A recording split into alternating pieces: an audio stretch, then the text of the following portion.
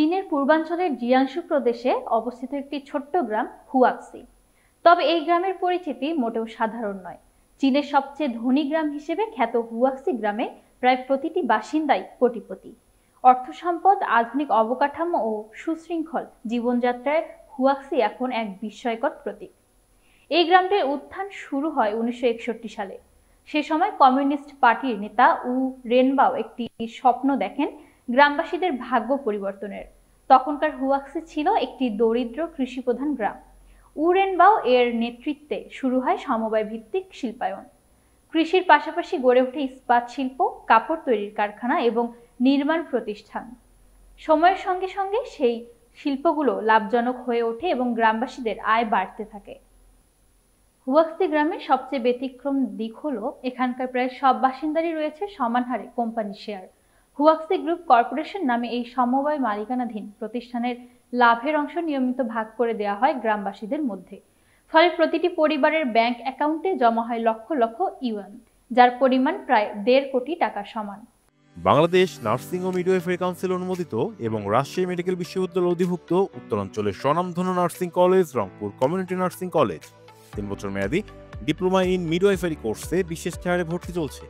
ভর্তির জন্য যোগাযোগ করুন www.rcncbd.com অথবা কল করুন 01708907294 অথবা 013328543031 নম্বরে।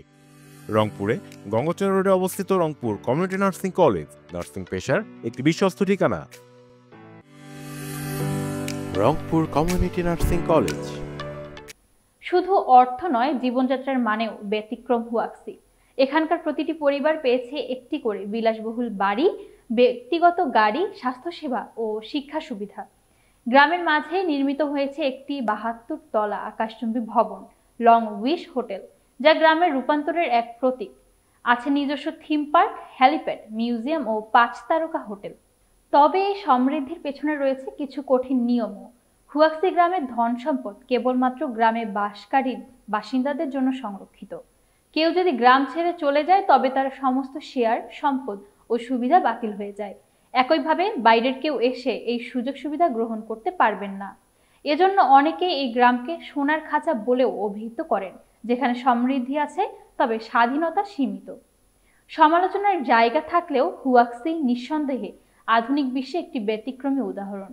চীনের রাষ্ট্রীয় নেতৃত্বেও হুয়াক্সি মডেলকে উন্নয়ন ও সমাজতান্ত্রিক অর্থনীতির সফল রূপ হিসেবে তুলে ধরেছে আন্তর্জাতিক পরিসরে।